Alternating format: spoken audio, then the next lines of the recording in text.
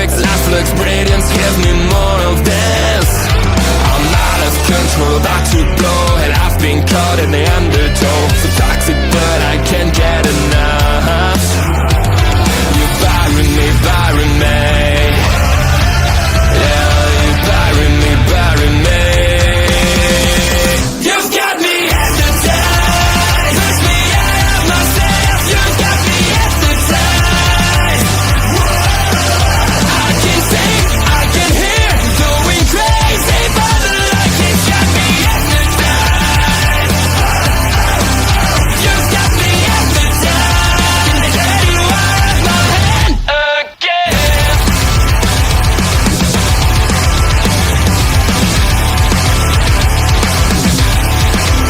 Is it wrong? Is it right? It's like I've won my final war without a fight. I'm out of control, about to blow, and I've been caught in the undertow. So toxic, but I can't get enough. You bury me, bury me. I know you bury me, bury me. You've got me hypnotized. Push me out of myself. You've got me hypnotized. I can see, I can hear, going crazy by the light. It's got me hypnotized. You've got me hypnotized. Get you out of my head. Get you out of my head.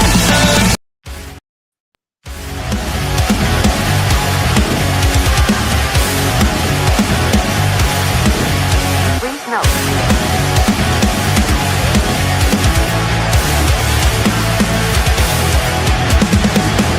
Never gonna stop, never gonna change, never gonna do the things you say. I run my own way to get there. Pulls a coin in the eye, seem to care. In the air, no more crowd, just the opposite kind of few clouds. So tell me the storm is coming, for the sake of all your lies. Why don't you try to be wise? Know that I need you, why?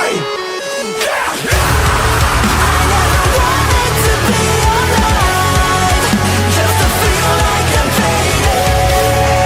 And though my heart breaks a beat down, I've got the legs just to take you.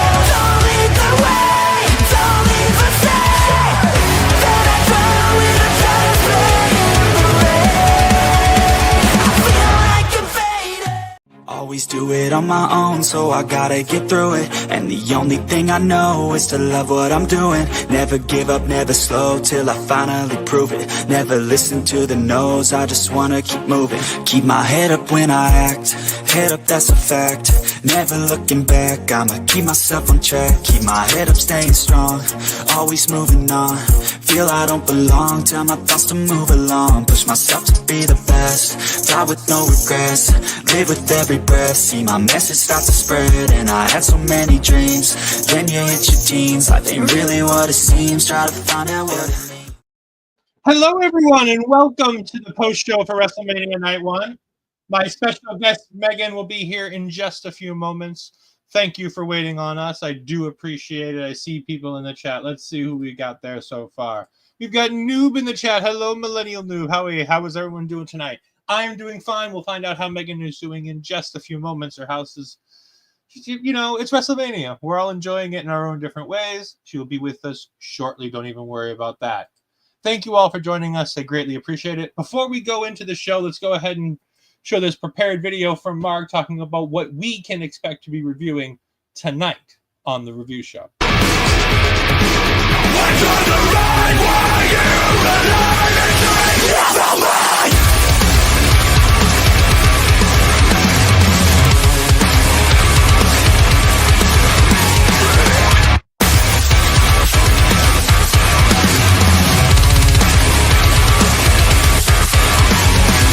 For all the things that were left unsaid, for all the times that some promises dead, I had nightmares along the way. I made prayers in vain.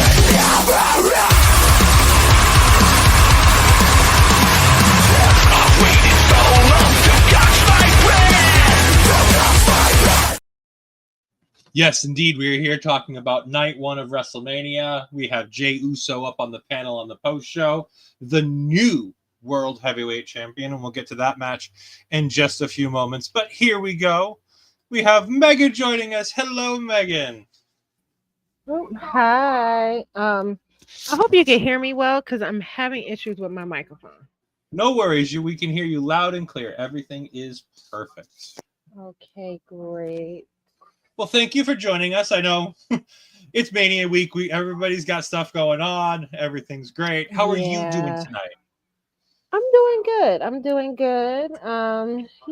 Just relaxing and enjoying the show. I thought the show was pretty good tonight. Um, can't wait to see what night two holds in store for us. Yeah, night two is definitely going to be, I'll be honest, a little more interesting than tonight. At the end of the day, tonight, I kind of feel like this was a 6.5, 7 out of 10. It, it Okay. didn't it didn't quite hit the things I wanted to, and the things that I expected to see that did happen kind of didn't fill me with the joy I hoped it would. But then again, Right. I'm coming off Stand and Deliver today, which hit all the high notes for me this afternoon. So I was so exhausted today. I literally kind of I kept not deliberately, but I kept dozing off on Stand and yeah, Deliver. Maybe it's because I was laying down and watching it and got really comfortable. oh yeah, So there was some parts I did miss, but I got a chance to rewatch it before WrestleMania came on, and it really was a good show. yeah, It really was good. Just overall, so happy for Soruka. I think she yeah, deserved that title win. Um, you know, uh, I think Obafemi is probably the right choice to be the hmm, NXT champion right now. So I'm not mad at them deciding to have him retain.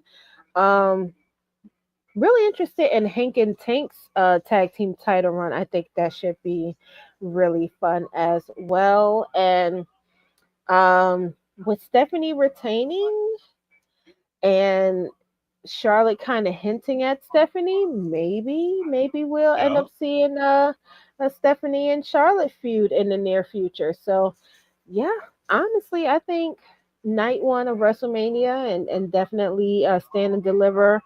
Um, it was fairly good.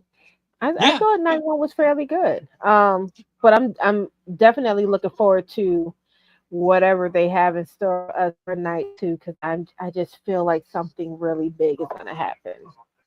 yeah. It feels like tonight kind of, they did all the right things. I mean, to be honest with you, I think most of the decisions are decisions I would have made. Let's start at the top. Jey Uso defeats Gunther to become the new World Heavyweight Champion by submission in about 16 and a half minutes. First, what did you think of the match? And then, secondly, what do you think of the choice to end the match via submission and quick submission at that, as opposed to a pinfall? I think it played. I honestly I thought the ending was pretty poetic, like everyone else had suggested.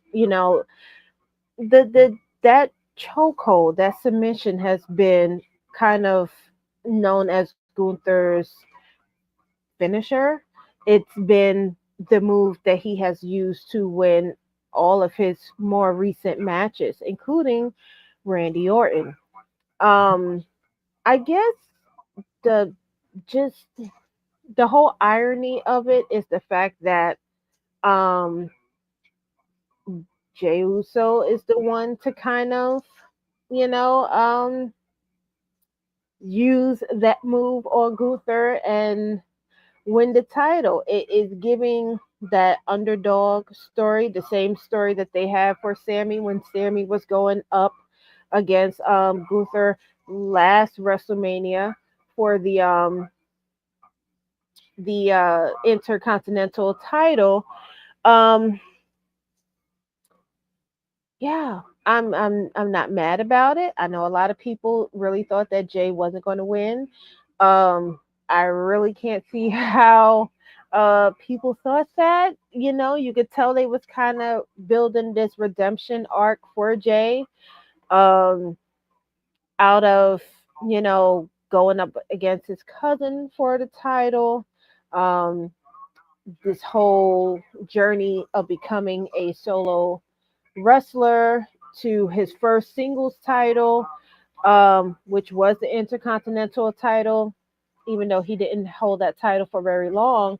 Mhm. Um, it it just it makes a really nice story for him, and people wasn't I don't think people was necessarily ready for Jay to be champion, but it, in my opinion, it's like, name your favorite moment in this whole title run with Gunther. It's been pretty stale. It's been pretty Yeah. stale for several months now. So it was kind of time for someone else to take on, the title. Yeah, Gunther's had an interesting run with a lot of his championships where it kind of just sort of he has matches that I go, yeah, that was a great match. That was a good match. I really liked watching that.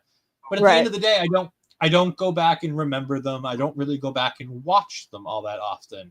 But I like them when they happen. I Right. thought Jay I thought Jay was the clear choice tonight. I thought it was the right decision. However, we had a discussion about this in the Our Local Establishment Discord with some of the creators that we have in there, Mhm. where a few of us thought that not only the submission, but the Gunther quick submission, where he's not in that sleeper for very long and he taps, kind of felt a little undeserved for Jay. In terms Mhm. of, you went through all this effort to soften the back. You hit the 2 spears, you hit the 3 splashes. That's a setup for a pin. That's a setup for a big 1, 2, 3 big pin for Jey Uso. Get the big win, have the fans count along, Right. and then he beats Gunther with his own move, which again is the story of the match. That Jey Uso was evolving, that Jey Uso was changing, that Jey Uso was turning Gunther's own stuff against him. I get it. But at the same time, I think it robs the fans a little bit of that 1, 2, 3 moment in front of 60, 70,000 fans, it seemed like tonight. But at the end Yeah. of the day, they made the right choice. Jey Uso wins the title. He wins it in one of the longest matches of the night. It's the third longest match of the night. It's one of 4 matches to go over 10 minutes on the night. Okay. Um, it's so 4 out of 7 matches went over 10 minutes. It was 16 and like I said 16 and a half minutes. I thought it was just long enough, and I thought that they did everything they needed to. I love the idea of Gunther having to try to cheat to win. Realizing that this Jey Uso isn't the Jey Uso that he's dealt with before. Realizing Mhm. he's created a monster now in Jey Uso that he can't control anymore. It Right. was wonderful. And Gunther, as always, such a professional, such a great competitor, gives Jey Uso that big moment. And I think it was a great way to use the first half an hour of this show. Because with Jey Uso's entrance and with Jey Uso's exit, it takes about half an hour to do it. But it popped those fans hard. It gave the fans what they needed. However, in saying that, it kind of gave a little bit of a downturn to the next 2 matches in my mind when it came to the fans. Yeah. And in the next match, we have the New Day becoming 12-time tag team champions as they defeat the War Raiders, Eric and Ivar, by pinfall in 9 minutes and 15 seconds to become the World Tag Team Champions, the Raw Tag Team Champions, however you want to refer to it. I thought this was a good match. I really liked a lot of what happened in this match. I Yes. thought that the story told here was great. The New Day are willing to do everything and anything to prove that they are the greatest tag team in the world. The New Day were willing to turn their backs on everything that they have always believed in to do what they need to do to prove that they don't need Big E, that they can do this by themselves. And at the end Right. of the day, they did exactly that in just enough time, but it didn't feel like the fans were fully invested. Maybe that's because this isn't well told on Raw. I thought it was a pretty well told story on Raw. I think this needed a stipulation. When the last thing we hear is the War Raiders say this is going to be war, it needs to be more than just a straight up tag match. It needed a Viking rules. It needed a street fight, but we're doing a street fight tomorrow with Damian and Drew, so we can't do that. It needed a little something. And at the end of the day, I think the fans were just tuckered out from yeeting for half an hour, and they just didn't give this match what they wanted. I love the New Day after winning, tearing ass up to the top of that ramp and only celebrating at the very top of the ramp by themselves without the crowd. I think that's Yeah. a very well told story for two heels to do. So I thought that everybody in the match did everything they needed to do. But at the end of the day, it'll be a semi-forgettable tag team match. I would have substituted this with the TLC match that we're getting next Friday. I would have done that match here instead. Yeah. Because I can agree with that. I would have done the same. And what do you think of this match in its own little world? Honestly, the way you described it, I think that's exactly how it was. The New Day and the War Raiders, they had this ongoing feud. And like you brought up, the matches was so repetitive. It didn't feel like there was anything behind it, like anything to grasp on it. You just knew that we don't have that many tag teams on here. We need a tag match. Let's just put them in a match. And it felt like that every week. So with them announcing that they was going to have a WrestleMania match, it wasn't very exciting to me. It's like, okay, you need a tag match for the night. So this is that standard tag match. But I do love the fact that the New Day have won the titles. I feel like this will kind of give that sprucing to the tag team division on Raw that was needed. Because with the Viking Raiders, I didn't really pay too much attention to their matches. And now that they have rebranded as the War Raiders, it kind of feels the same way. It just feels like, pretty much an old package wrapped in new wrapping paper. It didn't feel like they put a real big they didn't spend too much time on the rebranding. It's just they feel the same. So at least with the New Day, you can see a contrast between who they were when they were good guys and who they are now. So I feel like the stories will be easy to follow when it comes down to whoever they feud with next. More than likely, maybe the Judgment Day. LWO. I was thinking LWO. Maybe some more crossovers between SmackDown and Raw. So therefore we might see the Miz and Carmelo go up for some tag gold. We might see DIY and Motor City kind of go up against other tag teams outside of the Street Profits. Just spice things up and shift things around a little bit because, that's the story behind this feud. It was too repetitive and people weren't really paying much attention to it. Yeah, and an interesting one. We have a new tag team that could be interesting in this. Jose brought this idea up earlier in our Stand and Deliver post show. Nathan Frazier and Axiom. They could Yes. pop up on a Raw now. They're no longer the tag team champions. I don't see them really going after getting a big rematch at the next show. I wouldn't be upset if Nathan and Axiom get pulled up to the main roster, and tomorrow on Monday night on Raw, the New Day come out and they're doing their thing and they're celebrating. Big E comes out and he goes, "Look, I'm sick of this. I'm sick of hearing you guys talk. I went and found guys that believe in the sport, that believe in the values that we believed in." And he brings out Nathan Frazier and Axiom. Not to be with them, but to we've lost Megan for the moment. She will be back in just a moment. Don't worry.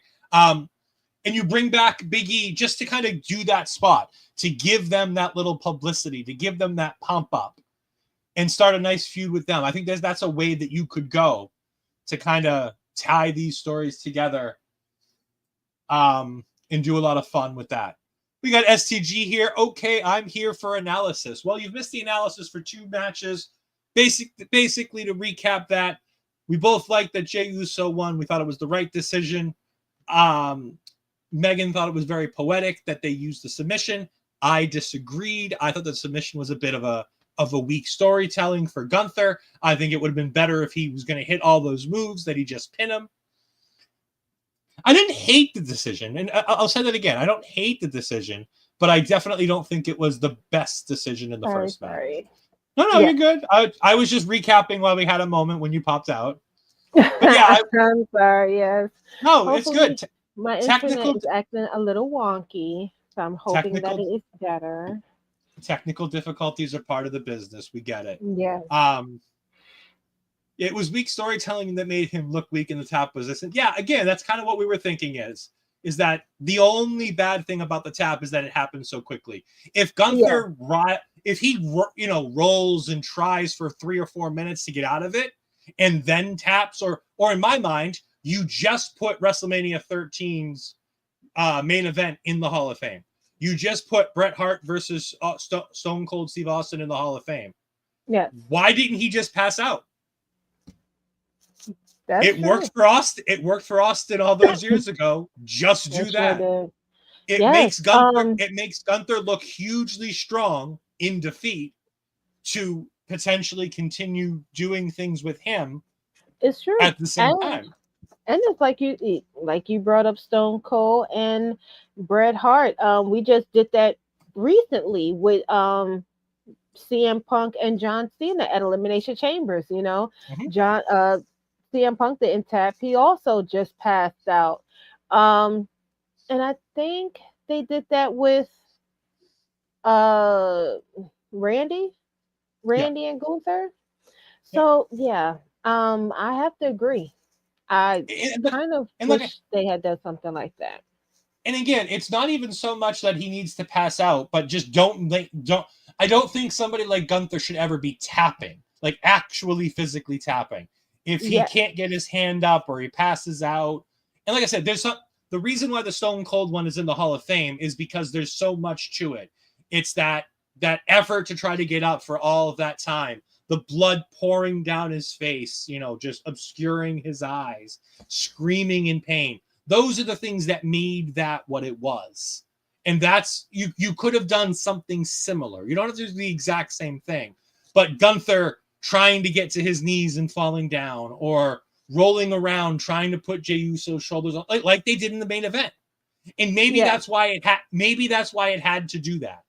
Maybe it had to do that because of the fact that we know what we're getting in the main event with Roman, where he's putting on the submissions, where we know that Punk is using the Anaconda device as much as he is. Maybe it had to be a give and take. Maybe that's what it is, because we all know when you book good professional wrestling, you make sure that the guys who are opening the show know exactly what the guys in the main event are doing, so that so you don't have too much repetition from both ends of the card. So maybe that's a reason why they had the quick submission. I don't know. But there was a lot to be had here. And like I said, the New Day stuff, it was a good match. It wasn't a great match. And at the end of the day, when I'm asked trivia questions about what were the 7 matches on night 1 of WrestleMania 41, I'll forget. As bizarre, they had to end the first match with the fans celebrating due to ending with the main event. Yeah, potentially. I mean, that's very possible. There's a lot to it. There's a lot to booking a wrestling show. Instant analysis is always hard. As we look back, we'll see what we can do. But we're gonna move on now to. All right, I'm gonna say this, and I'm not bullshitting here. My most enjoyable women's match on this particular card. It was not the best wrestled women's match on this card, but to me, it was the most enjoyable women's match on this card. Naomi versus Jade Cargill. Naomi with her brand new music. Jade Cargill bringing in the legendary Jim Cantori from the Weather Channel, bringing him in there to tell us that there's a storm in Las Vegas. Megan, I want you to go ahead and talk about Jade Cargill defeating Naomi in 9 minutes and 20 seconds. You know, I have to be honest. After seeing who they have branded Naomi of being as a heel, I really felt like she should have took that win. You know, I understand again the redemption arc, and you know, Naomi took Jade out all those months ago, took months away from her career. She missed the Royal Rumble. Jade had to get her payback. But I really feel like I really wanted Naomi to win this. Now, I don't want this feud to be over, honestly.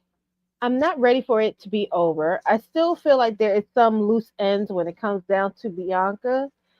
And because she has a very important match tomorrow, I feel like there has to be some type of involvement in that match.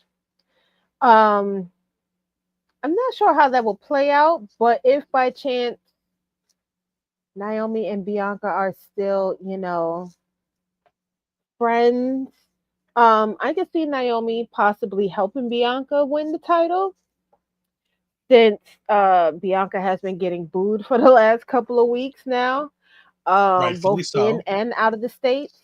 Huh? Rightfully so. Yeah. I'm, and when I say rightfully so, I'm sorry. I don't mean to cut you off, but I do want to say this because I want to defend that. I want her booed because I want heel Bianca. I want NXT Bianca. I want her booed because I think she can do so much more work, especially in this division's the way they're lined up right now, as a cocky heel than she can as a babyface. And there's a lot to. We've not seen that on the main roster. We've seen it in NXT, but we've not seen it since she's gotten the big push to be the face of the women's division, or at least one of the faces of the women's division. I think there's a lot to a heel Bianca coming out of night 2 of WrestleMania.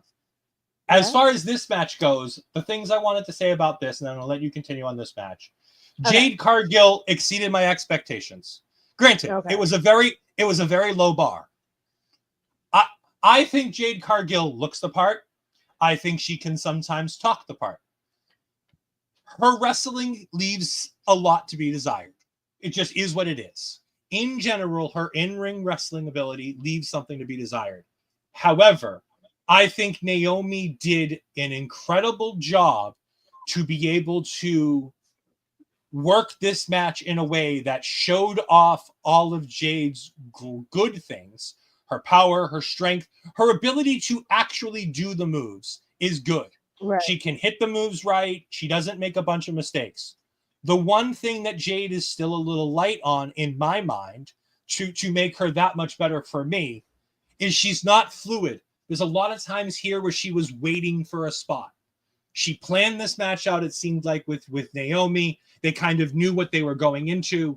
And there were times where I think she was getting into position, especially with Naomi. She was on the top rope at one point. And Jade was just standing there, like half bent knees, waiting for Naomi to jump. And I'm like, But I thought Naomi did a really good job of making Jade look great. I agree with you. Naomi should win this strictly because if you're going to have Tiffany go over, In my mind, you want to push the next heel, and the next Yeah. heel in line for Tiffany Stratton, in my mind, is Naomi. Naomi gets rid of this Jade Cargill thing, even briefly, even just long enough to get to WrestleMania Backlash. It gives Tiffany a match that she can have, a match against Naomi coming out of WrestleMania.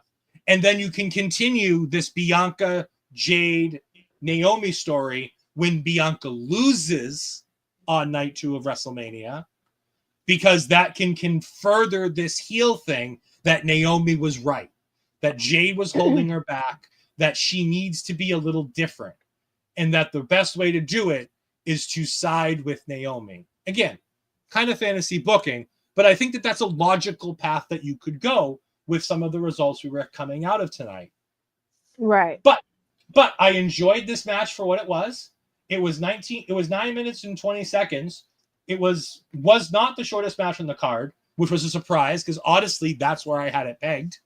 Because again, Jade, like STG says, this is her first big singles match, or her first real big singles opportunity. And it was a big stage, and I thought she did a really good job doing what she did. Could there be better? Yeah, there could always be better. The Charlotte Tiffany Stratton match could have been better. The main event could have been better. There's a lot of things that could have been better. But I thought, for what we got, I thought the build was great. I thought the reveal was great. I thought everything. I loved everything about this, and it was the most enjoyable women's match of the two on this card for me. I really enjoyed it. Oh my gosh, what is going STG, on? I'm waiting for you to get those matches before I chime in. Oh, Megan's having a little bit more of a technical issue. But yeah, we've got, there's a lot of interesting stuff going on with this card. There's a lot of good stuff happening. Like I said, this night to me was a lot of, this was good, but could have been better for a lot of the matches on this card. Okay. I'm sorry, y'all. I know y'all used to, yeah, honestly, I think what you said about the Naomi and Jade match pretty much just match up what I thought. There was definitely some there was some small errors through the match. For Jade, it might just be a level of just nerves. Just being, I mean, I could not imagine wrestling in front of that many people. But with repetition comes the skills. So the more she does these solo matches, and she's really grinding in the ring, I feel like it will become more smoother for her. It won't really feel necessarily mechanical, because it does feel like she is in her mind when she wrestles sometimes. Like, it does look like she's thinking of what the next moves are supposed to be. But she still looks good on paper. I still love her physique. I think she sounds good on the microphone. I thought that when she was still with AEW. It might be just trusting in your ability as a wrestler. Because when she's talking on a microphone, you could tell she has all the confidence in the world. But when it comes down to wrestling, yeah, you could tell there might still be a bit of insecurities there. But I also want to say, even with the injury, I think that there was a big change between what she was capable of last year at WrestleMania in her debut and what she was capable of tonight. She had very short spurts in that 6-person tag last year. She was protected to all heaven. This year, they trusted her with a singles match. And like I said, she didn't disappoint. It wasn't a 5-star classic, but at the end of the day, it also wasn't a dud. And at the end of the day, that's improvement. Good for her. Let's see where she goes. She's still young. She's got time. Let's just not push her too high, too fast. Let's keep giving her stories that matter and go from there. Yeah, but we don't care about the Tokyo Dome and Dave Meltzer. That's not what we're looking at here. We then get the match that kind of, I feel, brought it back a little bit, but still the fans were a bit at this point. Jacob Fatu becomes the new United States champion as the Samoan Werewolf defeats LA Knight by pinfall in 10 minutes and 40 seconds. Megan, why don't you go ahead and tell us a little bit about what you thought about this match? Well, in all honesty, I'm not mad about Jacob winning. I do feel that this was the time for him. You know, you could tell they've been kind of pushing Jacob since the what seems like the breakup of the Bloodline 2.0. It seems as though Jacob and Solo has kind of switched positions in who is the leader. So I'm not surprised that they put the title on Jacob. But overall, I enjoyed the match. I thought it was good. It was so nice to see Haku at the end. Just being there for Jacob. I thought maybe we was going to see Solo or Tamatanga. So I thought so too. Yeah, so I'm a little not disappointed, but I thought that was a little interesting. But I guess well Tamatanga was supposed to got injured by LA Knight, so I guess that would make sense why he wasn't there. But I guess just with Solo walking him out for the most part was the connection between the two. But I thought it was a good match. I think LA Knight made a great champion. But right now they have a rocket on Jacob's back. I hope it's not too fast the way that they did with Solo for the most part of last year after Roman had lost the title.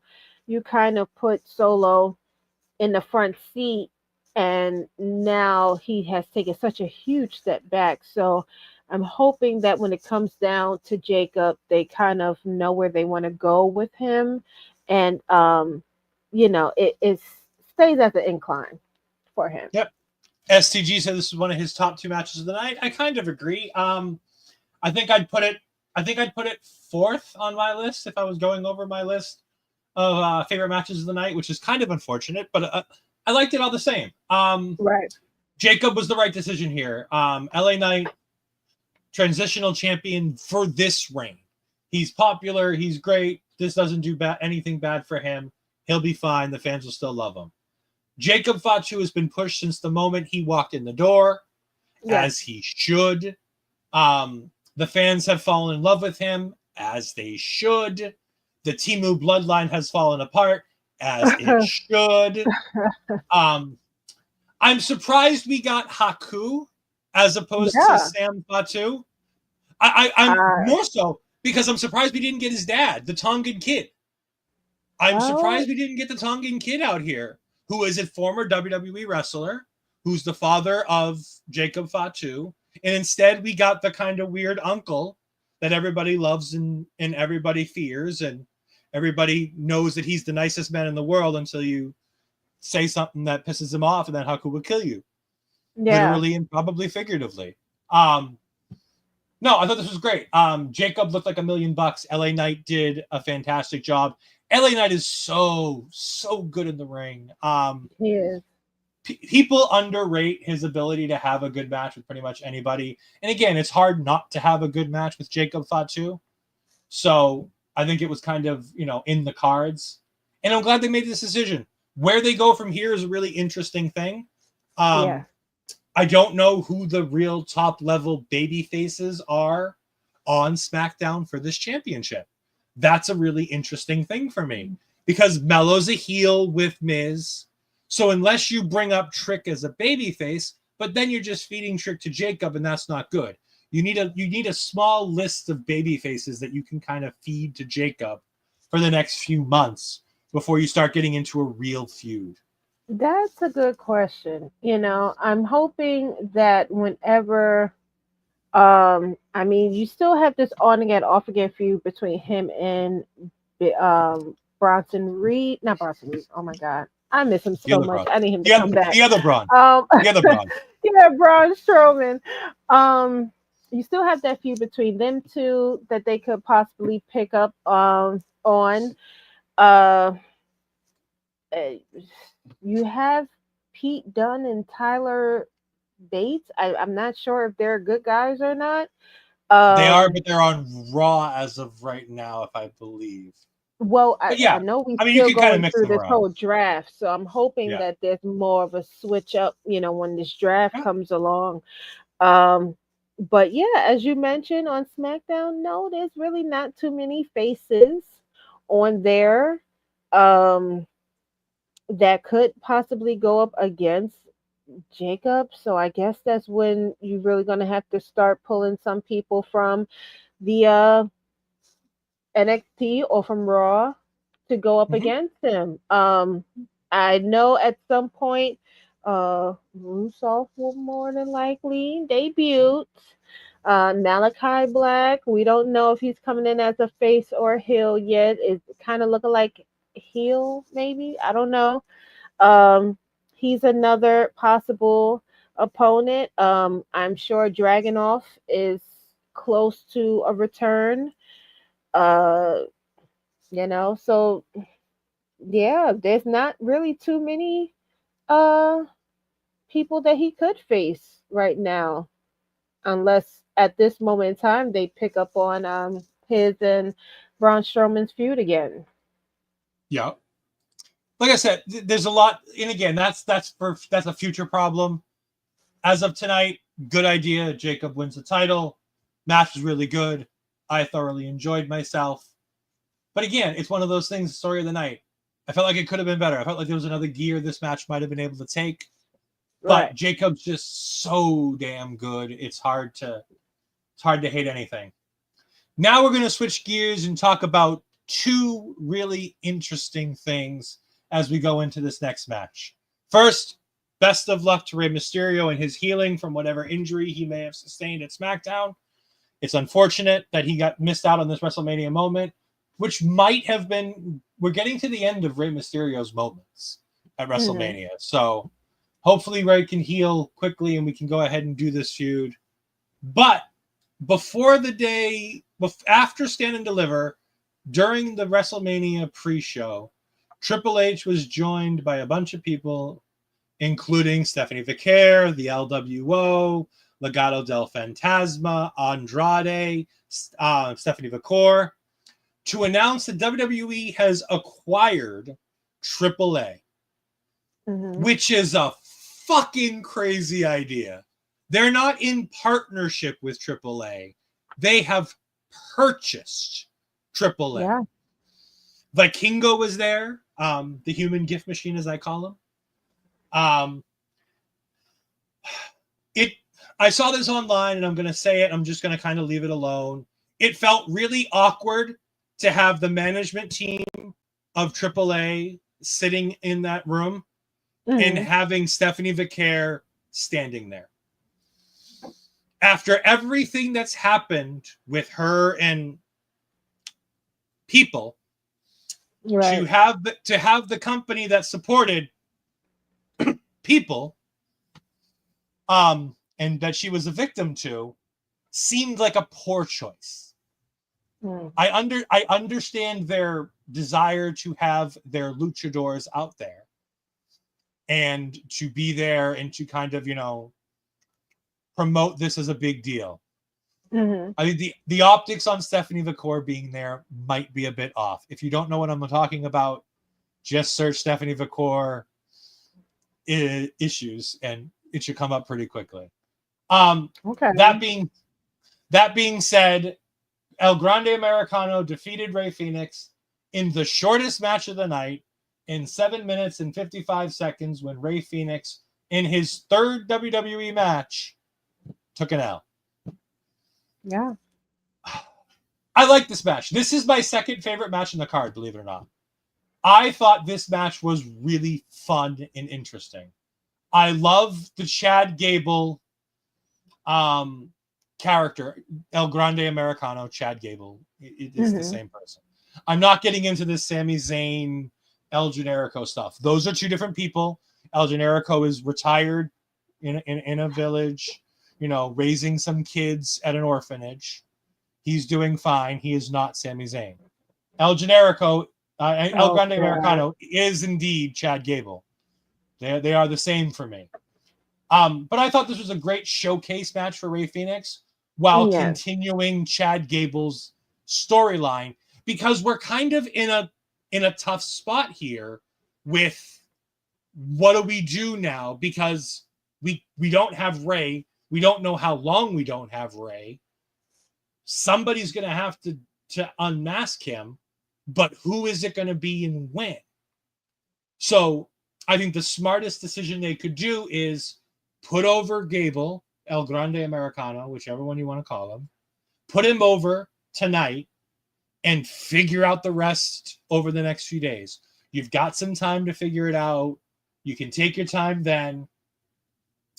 But I thought it was a really fun match, and they didn't need more than 8 minutes.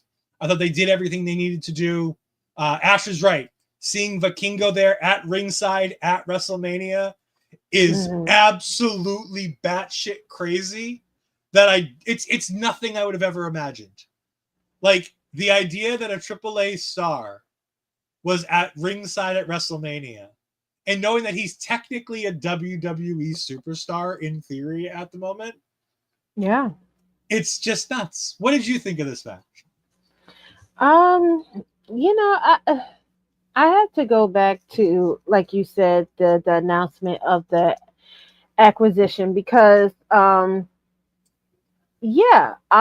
when they first started talking about it, I thought it was going to be another partnership like with TNA, and they was going to start having their own Forbidden Door.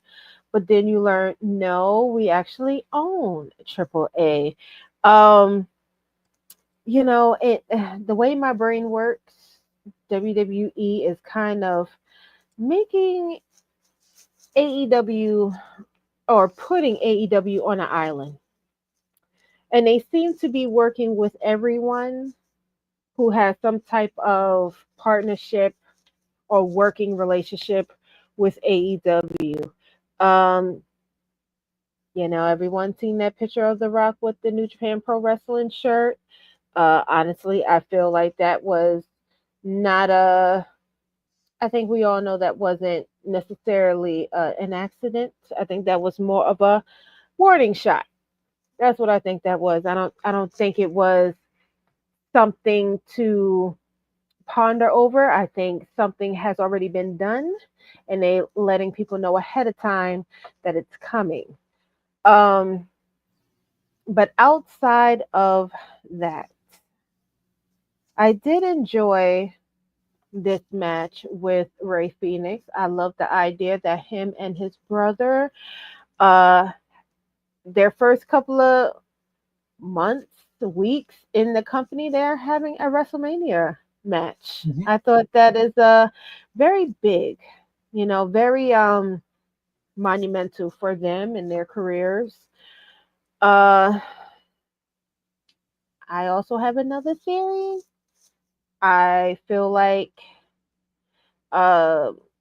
Ray losing to El Grande Americano as a lucha legend. Ray he's one of the biggest legends that WWE has when it comes down to lucha wrestling. I would not have wanted to see Ray lose a WrestleMania match by Chad Gable. I feel like that would upset a lot of people. I'm sorry that Ray Phoenix had to take that bullet, but at the same time, he had his first WrestleMania match, like you said, in his third match. It's very uncommon for someone's third match to be a WrestleMania match. But if it plays out the way that you have said, and it's a matter of Rey Mysterio being the one to demask um, Chad, yeah, I'm looking forward to that. I want to see it. I don't know how long this character is going to be. Is it's giving. I don't know if people is going to think I'm crazy for thinking this way, but it's kind of parallel to Timeless Tony Storm. I feel like there's an extremeness behind these characters, and I think with the vision change that they did when Chad was coming out as this character, I could kind of see what WWE is doing with this character. Um, maybe they're just trying to see if it worked for AEW and Timeless Tony. Maybe they want to see if it'll work for them with this character that Chad is playing. But I don't know. I'm kind of curious in how long this character is, how long they have planned for this character to stick around. Yeah, I think this character only sticks around as long as this feud with Rey Mysterio goes on. And again, this could end up being a Dragon Lee unmasks him, depending how long Rey's out. Like this could pivot very. I mean, it could be Penta. It could be like I could see this being a new Intercontinental Champion in Penta. If Penta were to win, I could see him taking on Chad Gable as El Grande Americano in honor of fighting for his brother. I could see it being Dragon Lee. There's a lot of interesting ways that this could go with the people that are here and things that are going on. I see what you're saying with the idea of a Tony Storm. It's very different, but at the same time, kind of similar. I loved the Godzilla-esque craziness of Chad Gable's really bad lip syncing to the voiceover done by one of the great Spanish announcers, Marcelo Rodriguez, I believe it is, who did the voiceover for the promo package. Just fantastic. Great stuff. I thought this was really good. And again, June 7th, 3 p.m. on June 7th, we are getting Worlds Collide NXT versus AAA. Oh boy. Let's just hope that WWE makes sure that AAA takes out the garbage. And by the garbage, I mean notable prick Alberto Del Rio before we get to June 7th. Because he is currently the AAA Mega Champion. Or sorry, Mega Champion. I think so. I think that's how I said it. Yeah, Grande America did a reverse 540, which was indeed a holy shit moment. We then go from a man pretending that he's a luchador to a woman pretending she's a Barbie doll. She was in the box and everything. Tiffany Stratton comes out, and in 19 minutes, and I felt all 19 of those minutes, defeat Charlotte Flair via pinfall to retain her WWE Women's Championship. Okay, so we're going to deal with SCG first for a minute. This was in my bottom two matches of the night. Sorry, this was brutal. I will say, I thought this was a good match. I don't think it was Tiffany Stratton's best match, but I think she comes out looking so good, especially with the shot of her sitting on the ring apron with her championship on her shoulder and her mouth open, and you see the busted up lip where her teeth went through her lip. You see the missing pieces of her teeth on the top row from where she lost teeth or pieces of teeth during this match. Yeah. And I know she lost teeth, and it wasn't just like some issues, because while I have it on in very low in my headset, I have the post show on.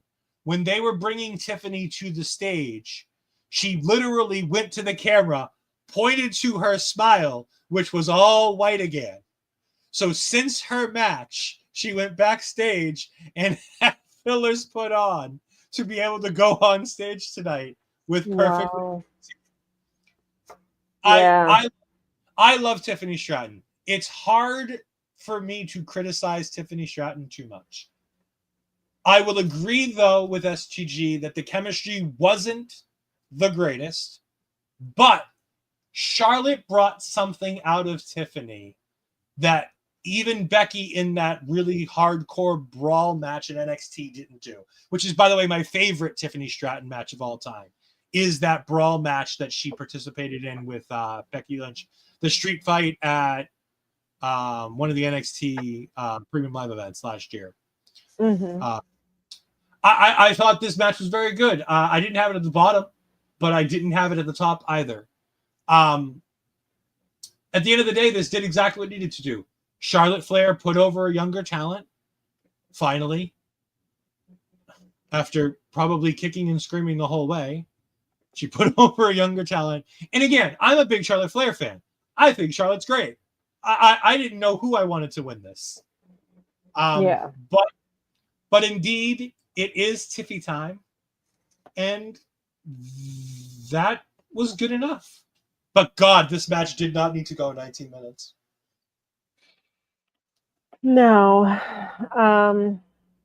You know, it's true. This match was quite long. Although I was rooting for Charlotte the whole way. Um, I really thought that they was going to have Charlotte walk away with the title. Now it makes me wonder who is going to walk away with the WWE Women's Championship come tomorrow. Because now I wonder if both women are going to retain. Um, you know, if I had a choice, Tiffany probably wouldn't have won. But it was a good match. It was a good match. I felt like Charlotte was definitely going to leave Tiffany with some reminders of this match. And yes, Tiffany looked like she had came right out of war, but WWE, they have money up the woo-ha, so they was able to drag her backstage and get her all nice and fixed up right on time for her press conference post-show speech. Um, 19 minutes was a long time, once again, but I don't know.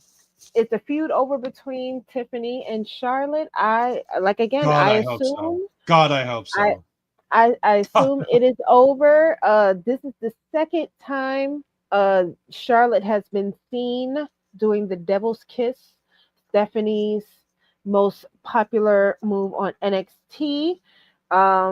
It's kind of giving she's throwing a net out there, trying to see if Stephanie will bite. So if she doesn't take the title, huh? Seeing if Triple H and Shawn will bite. You know, and I think they would. Because I think they really love the idea of when the main roster people pop up on NXT. It gives a huge jump to the ratings on NXT when someone from the main roster shows up. Having someone like Charlotte kind of running the newer girls through the through the ringer a little bit will be probably fun. Um the last time any woman from the main roster went up for the NXT women's title, I would believe was Becky, and she won the title. So, no, it wasn't. It was Bailey, and Bailey did not win it. Yeah. So, they might give it. I mean, I would not want to see Charlotte take the title off of Stephanie. I like Stephanie. I like what they're doing with Stephanie. It would kind of feel like Charlotte, we couldn't give you Tiffany's belt, but here, we'll give you the NXT women's title. You know, you can hold on to that. It would feel unauthentic. So I'm hoping that's not what they're leading up to with her and Stephanie having a feud and she ultimately taking the title off of Stephanie. Yeah. We have Noob saying, to your point, I do see Io Sky retaining because there's not enough heels on the women's division and Raw. I think the only option is to turn one of the members heel. I mean, there's an easy way to fix this. If you don't have enough heels on Raw, Just flip Bianca Belair. Mission accomplished. Just saying. I mean, I'm just saying. I'm going to look, keep planting that seed. the way she's getting booed. Oh yeah, a heel turn is coming because you can see she's not she's not necessarily reacting well to the boos. She's not used to it. You could tell. So it's like when she's actually getting booed, you could kind of see there is a reaction from her, which I think is going to ultimately push her going heel. And then we get to the main event. Whoo boy. Seth Rollins defeats Roman Reigns and CM Punk in a triple threat match by pinfall in 32 minutes and 55 seconds. We also have to talk about the fact that CM Punk has now been played out to his last 2 wrestling matches at WrestleMania by In Living Color. At WrestleMania 29, In Living Color played CM Punk to the ring. At WrestleMania 41, as experienced as In Living Color was, they laid CM Punk to the ring.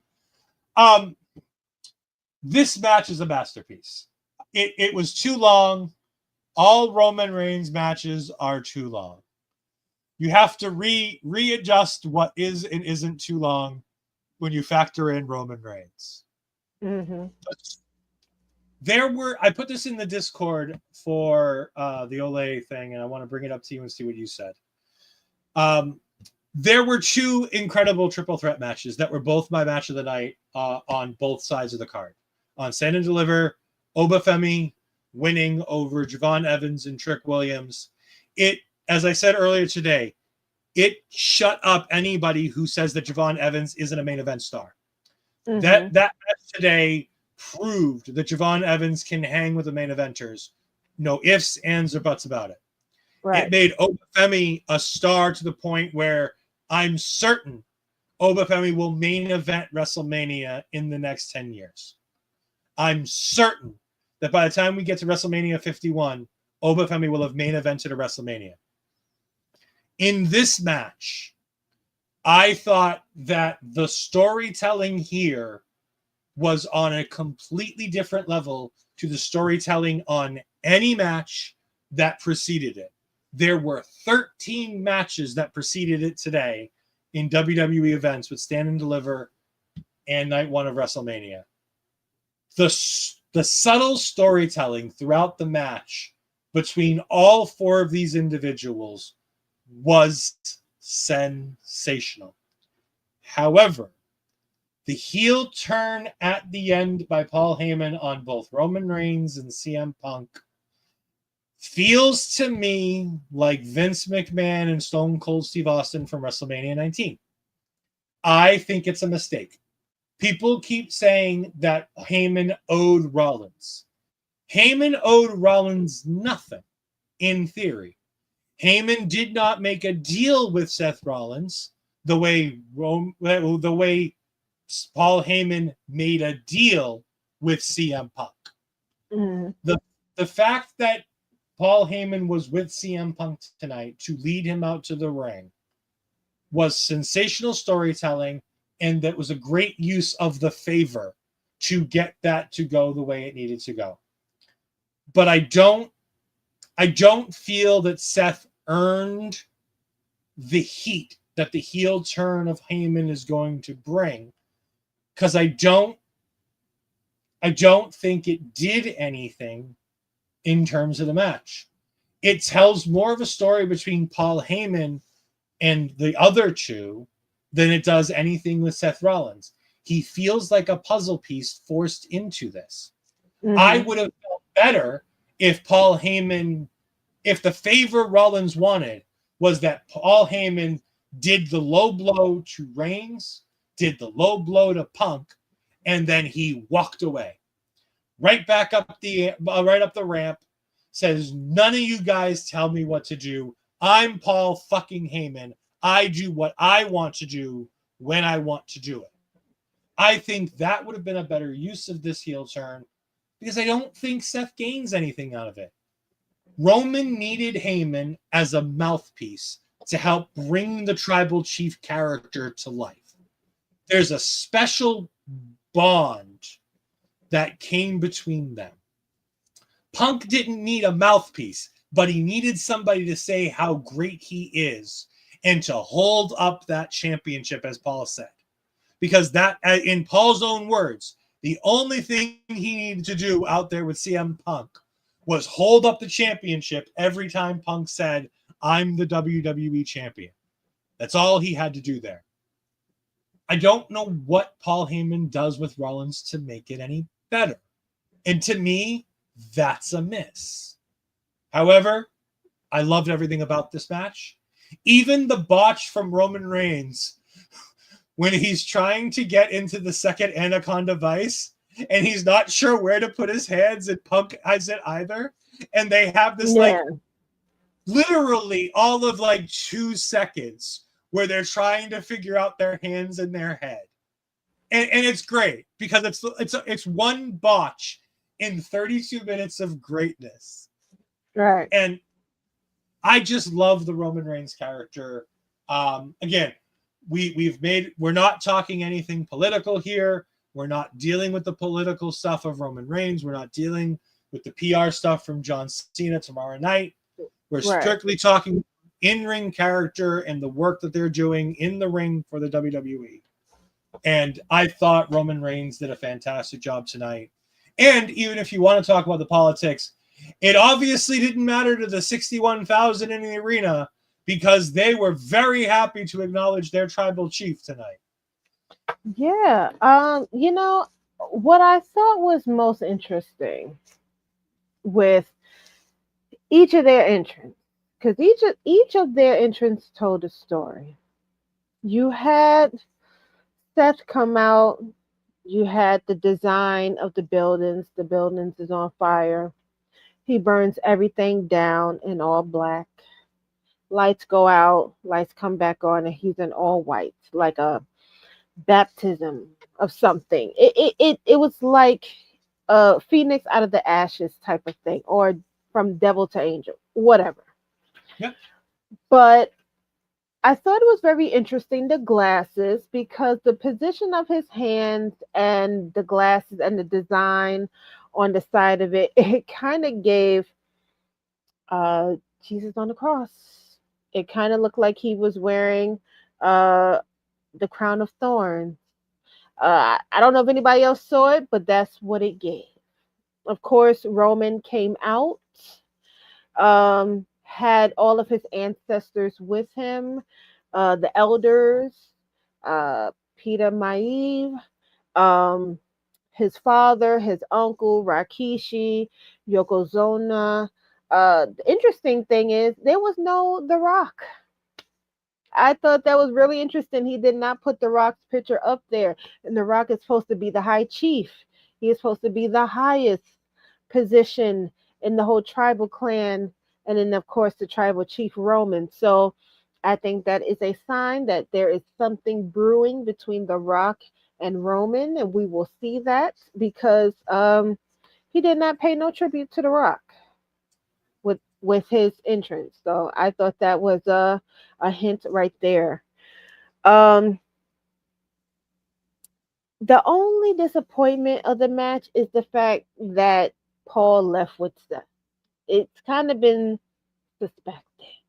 People have been saying that a lot online, that that was going to be the big turn. Honestly, if I was Seth, I would not trust Paul. I think Paul has a plan. I think Paul is definitely going to turn on Seth as well. But who are you going to get to take down Seth? You know, not getting into the things outside of the ring, but seeing as how things are starting to become a little laissez-faire, so to speak, with the things that they are choosing to talk about or their opinions about things that they are choosing to share. I would not be surprised if someone like a Brock Lesnar returned. because it seems like things are shifting to a more open door Mhm. policy. Names that was once forbidden to say is now being mentioned in the Hall of Fame. Um, Wrestlers are sharing their political opinions about things. Um, and then, of course, other things that has been coming out. So, would I be surprised if someone like a Brock Lesnar returned? Yes and no. Yes, but very much no because of how things is moving now. Um, but it's very much like you said. I don't know what Paul could possibly bring to the table when it comes down to Seth. Um, I think you broke it down pretty perfectly. Paul's role with Roman and his role with CM Punk. So, what could he possibly bring to the table when it comes down to Seth? Um, I don't know. I Yeah. really don't know. It might be a case of just two evil geniuses, the revolutionary, the visionary, and then, of course, this very smart man who has built or who has helped build so many careers along the way, including CM Punk, Brock's, and Roman's. Um, they Don't might be a forget way that Curtis they Axel. Don't forget Curtis Axel. yeah, I mean, yes, like he has touched a lot of careers and has helped so many people. Um, so maybe there's a way that they could kind of spin that for Seth. And I don't know, Seth has already kind of been coming off as uh. I don't even know how you would describe Seth's character. It gives the Joker, but it also gives like a uh I think the best an comparison would be. evangelist. I think the best way I could describe it is I think it's kind of what Alfred says to Batman when talking about Bane. Um, Yeah, and it's he just wants to watch the world burn, and he doesn't quite care how or why. yeah. Him So taking Paul Heyman is literally watching Roman and Seth's world burn, Roman and Punk's world burn. yeah, but and my thing is, you see what he did to his best friend, and you seen what he did to his tribal chief. What makes you feel that you are any safer? Because he has no loyalty to you. He already Mhm. said he had loyalty to Roman and to CM Punk, and you see what loyalty has done to them. So what is he possibly going to do to you, and he holds no loyalty to you? Yeah, it's going to be very interesting going forward. We want to thank everybody for joining us tonight. But before we do that, we want to let Megan talk about all the things that she has going on and where we can find you. Yes, you can find me on Twitter at I am Megan Ambers or on Instagram at Megan Ambers. Also, of course, my YouTube podcast, If I May Speak Candidly, where I will be, of course, breaking down both nights of WrestleMania, including Stand and Deliver. Um, and yeah, just look out for me on there. That's my little baby, and I'm working on building it to maybe catch up with this channel here. I mean, SCG has kind of said this at the beginning of the show too. I really did. I thought Stand and Deliver was better than night one. However, I guarantee you it won't be better than night two. We got some Yeah, bangers. That triple threat match, as janky as the build was for that triple threat match, it's going to be a banger. yeah. The Sin City Street Fight will be fantastic. Cody and John Cena will be a great match. Let's see, what else do we got coming up tomorrow night? Uh, Hold on. I know they just showed it on the post show. AJ Styles, Logan Paul. Much as I think Logan Paul is the biggest douchebag in the world, He's talented as all hell, and I think AJ Styles and him can put on a 5-star classic. The Intercontinental Championship Fatal 4-Way between Dominic Mysterio and Finn Balor of Judgment Day taking on Penta and Braun Breaker. Randy Orton versus mystery opponent. I still think it's going to be Nick Aldis, to be honest with you. I'm hoping and praying it's Nick Aldis. You know, you guys, I think I know who it's going to be. Do you want to tell us? Do you want to spoil I think it for us? honestly, I think it's going to be Alistair. I think it's going to be Alistair Black. Even after they said he's coming on 425, you think they're going to do it now? I think he'll come early. I mean, As long it could be Rusev too. Yeah, could be It could be him Rusev. as well. But I think it'll definitely be a return. But I don't know. I just felt like after they showed him, they kind of showed Zelina. So Yeah. I don't know. I guess in my heart, I'm hoping that it's him. You know what? As long as this is the only time he comes early, that'll be fine. Sorry. I have to put one dirty joke in there, people. I apologize. Me and Jose went way overboard when we were talking about Dark State earlier and about, our feelings for the men of Dark State and things like that. But I had to throw in one dirty joke here for the end of the night. You can of course find me right here, EdFries12584, twitch.tv/EdFries2002. I've got all kinds of things coming that have come up. We've got the Wallop review, the Wallop Rewind WrestleMania review of WrestleMania 12 is up on their Spotify channel and anywhere you can find podcasts. I joined Ryland Turner and Vince Delgado for that. We had a great time talking the Iron Man match at WrestleMania 12, the Hollywood backlot brawl between Roddy Piper and Goldust. We talked a little bit of O.J. Simpson there too. All kinds of crazy stuff that you can talk about when you talk about 1995 and WrestleMania. 1996 and WrestleMania. You can also find me every Tuesday with Ashton Bizarro as we talk all things NXT on Taking Over. You can check us out from our earlier today, like I said, with Jose on the air, as we talked all things Stand and Deliver. You can catch me tomorrow morning on Point of View, as I'm going to make my last appearance on Point of View for a little while, as we talk all things WrestleMania Night 2. We'll review a little bit of Night 1. We're bringing on the great Tom Collihue so he can give us some news, some spoilers, and even talk about his spoiler warning shows and the greatness that those things are. He did a fantastic watch along. If you're not following Tom Collihue on YouTube or Twitch, please go follow Tom Collihue on either of those platforms or at Collihue on Twitter and Blue Sky. He is a fantastic person. Can't wait to talk to him tomorrow.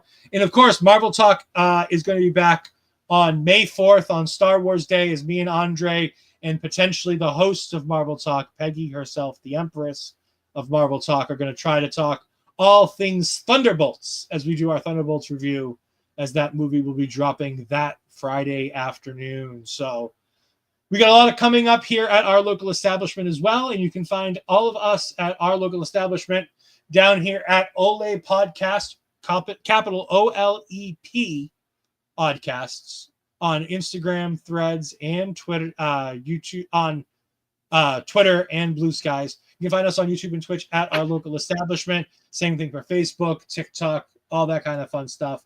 Thank you all for joining us. We greatly appreciate it.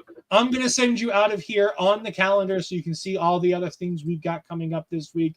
Remember that we still do have the Mother Tucking Post Show coming this Monday. It is a change in the schedule. The season finale will be airing, and our great, wonderful team of Jose on the air and Auntie Collins will be here to talk all about it. Monday night, watch that while you're watching the Raw After Mania.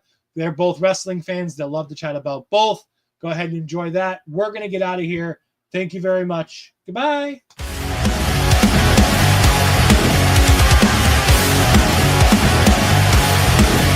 Brief note.